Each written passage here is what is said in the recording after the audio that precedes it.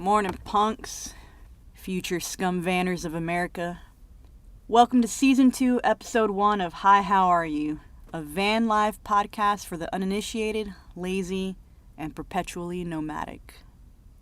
For those tuning into the video component, you probably didn't even realize there was a podcast. So if you find anything useful out of this and prefer an audio-only format, make sure you tune in at hihowareyou.us, the letter U, the letter S, /subscribe for more self-help sprinkled with the van stuff, mild wit, and the occasional relapse. For those coming from the podcast link, don't worry, you're not missing out on anything yet. This is a new component I'll be working on for select videos and releasing primarily through my Instagram channel at TripVanStinkle. So if you're not friends with me there, you're welcome to hit me up. This video, we're going to discuss everyone's most and least favorite topic, Robert De Niro. Blueface, baby. Ben Franklin's Cash Money Records.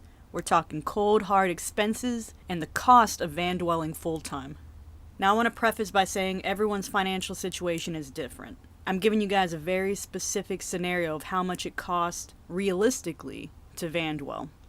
Some of you are ballin', shot callin', income is plentiful and budgets are laughable.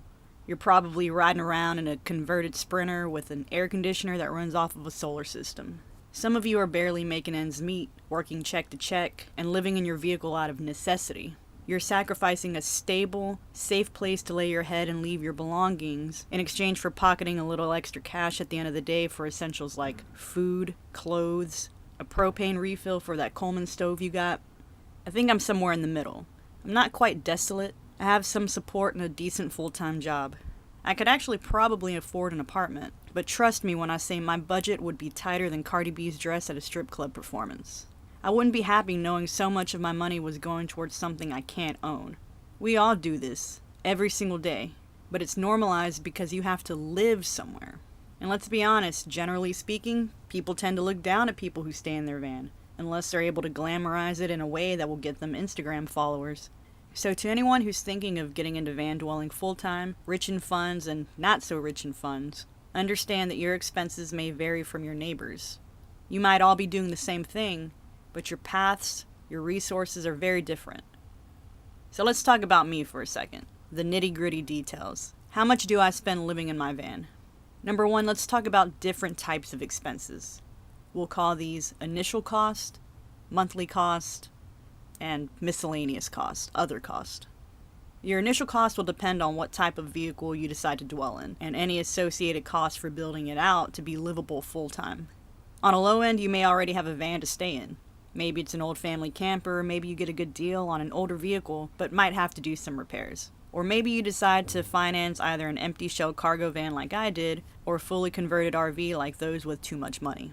Either way, your initial cost will vary depending on you and your budget. If you go cheap and buy an older vehicle, be prepared to put in money for repairs or set emergency money aside just in case.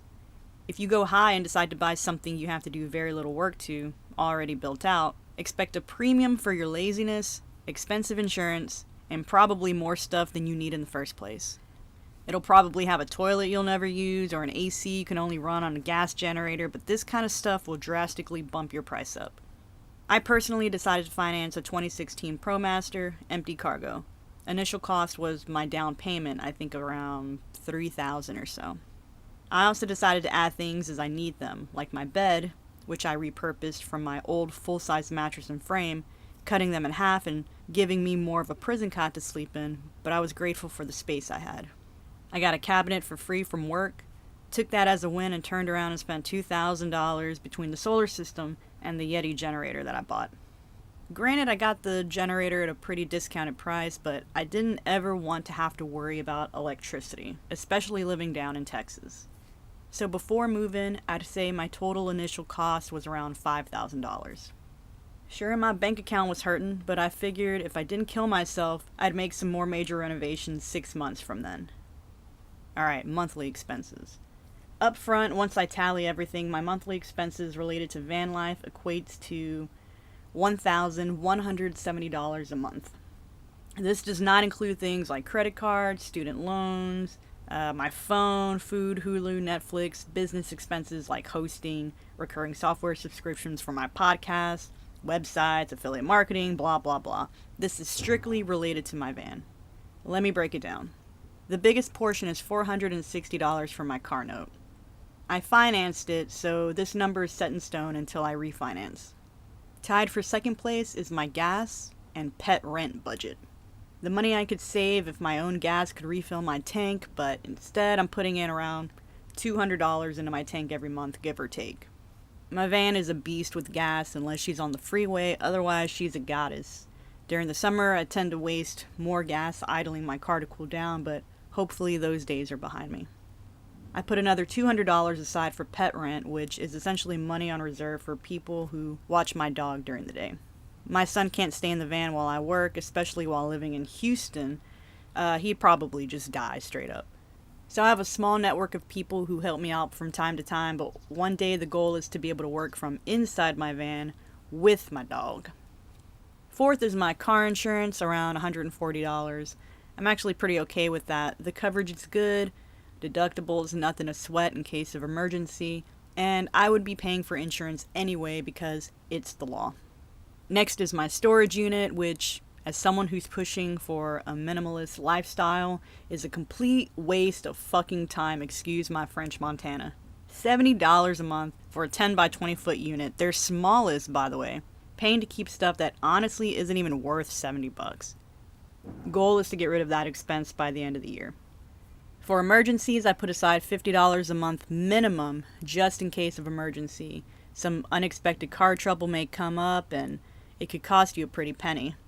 Also, can't neglect regular maintenance like oil changes and new tires. Might as well start saving up for those days. $40 a month is for tolls to get to and from work, or if you're a car dweller, you may want to consider parking fees if you're going to try stealth camping overnight in a parking garage or a lot. For me personally, I spend no money on parking, but every once in a while I might splurge on a campsite.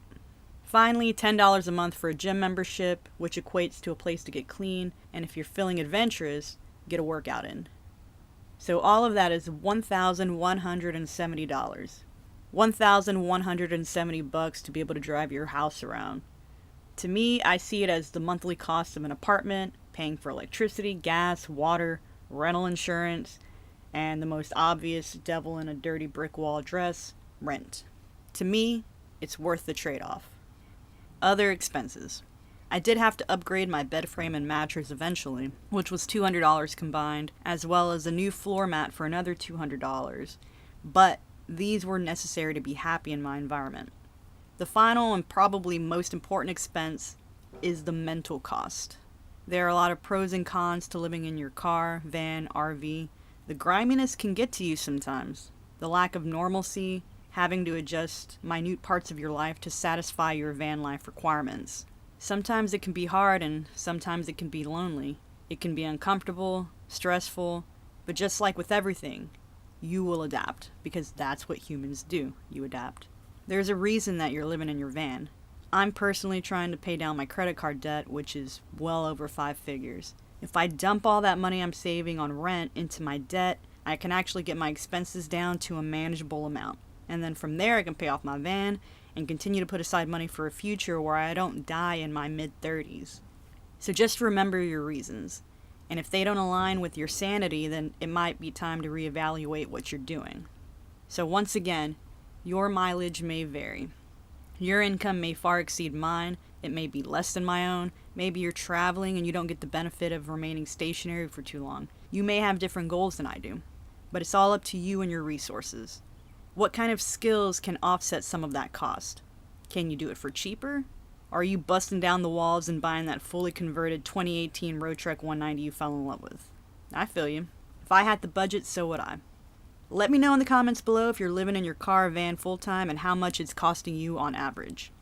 Is it more or less than you expected when you first went into it? Let me know, and don't forget to subscribe and rate wherever you are so you can keep up to date on any bullshit that I might post on this channel when I'm bored. But don't expect too much from me, just in case though. You may want to subscribe.